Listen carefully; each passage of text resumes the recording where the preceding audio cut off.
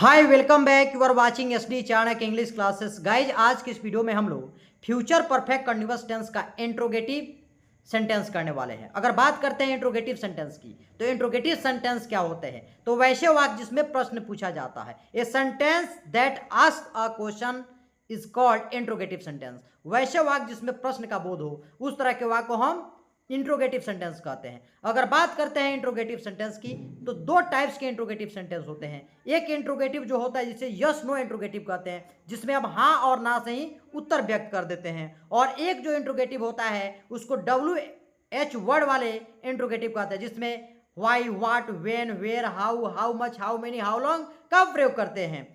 तो चलिए आज हम यस नो इंट्रोगेटिव को इसमें करने वाले हैं। यस नो इंट्रोगेटिव का स्ट्रक्चर क्या होता है फ्यूचर परफेक्ट कंटीन्यूअस टेंस में देख लेते हैं। तो विल प्लस सब्जेक्ट प्लस है प्लस बीन प्लस वर्ब के साथ ING plus object plus since या फॉर, सिंस की जगह पे आप फ्रॉम का भी यूज कर सकते हैं, प्लस टाइम। आप नोटबुक और पेन लेकर बैठेंगे और इसे नोट डाउन कर लेंगे।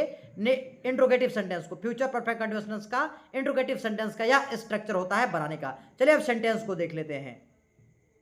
अगर बात करते हैं सेंटेंस की, तो इसका सेंटेंस होता है क्या वह सुबह से पढ़ रहा होगा। तो ये तो प्रश्न पूछा जा रहा है, और क्या वह सुबह से पढ़ रहा होगा, इसमें हम प्रश्न का जो है उत्तर हाँ या ना से दे सकते हैं। अगर हाँ कहते हैं तो भी प्रश्न जो है पूरा हो जाएगा, और ना कहते हैं तभी प्रश्न पूरा हो जाएगा। जैसे दिया हुआ है क्या वह सुबह से पढ़ रहा होगा, तो हाँ कहेंगे तभी प्रश्न पूरा हो जा रहा है, और नहीं कहेंगे तब भी हो रहा है। चलिए इसको किस तरह बनाया जाता है समझ लेते हैं। सबसे पहले हेल्पिंग वर्ब विल को सब्जेक्ट के पहले रख देते हैं, विल या सेल को। तो विल को रख दिए, उसके बाद ही हमारा सब्जेक्ट है, सब्जेक्ट के स्थान पर थर्ड पर्सन सिंगुलर नंबर है, तो ही हमारा थर्ड पर्सन सिंगुलर नंबर है, तो उसको रख दिए। तो will he have been studying since morning, बिल्कुल करेक्ट है। एक चीज आप नोट डाउन कर लेंगे, इस सिंस के जगह पे आप फ्रॉम का भी यूज कर लेंगे।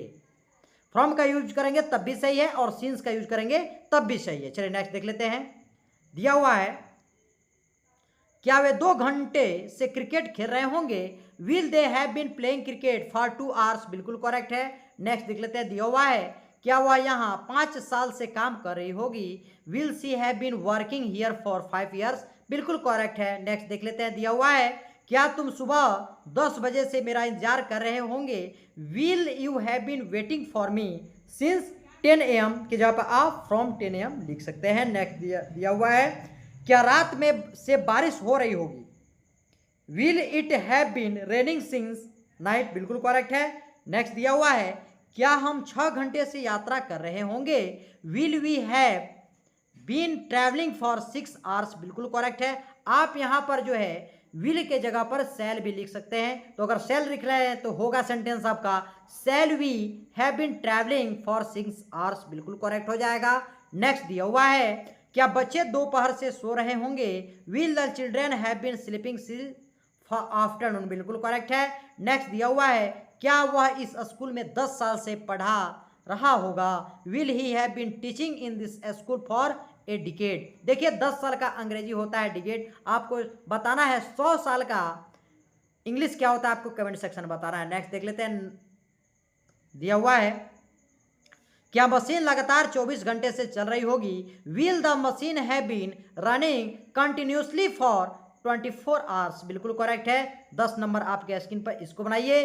क्या तुम्हारे माता पिता 2000 से दिल्ली में रह रहे होंगे, will your parents have been living in Delhi since 2000। अगर यह वीडियो आपको पसंद आई हो तो लाइक करें, सब्सक्राइब करें और ज़्यादा से ज़्यादा शेयर करें। फिर मिलते हैं अगले वीडियो में। Thank you so much watching for this video.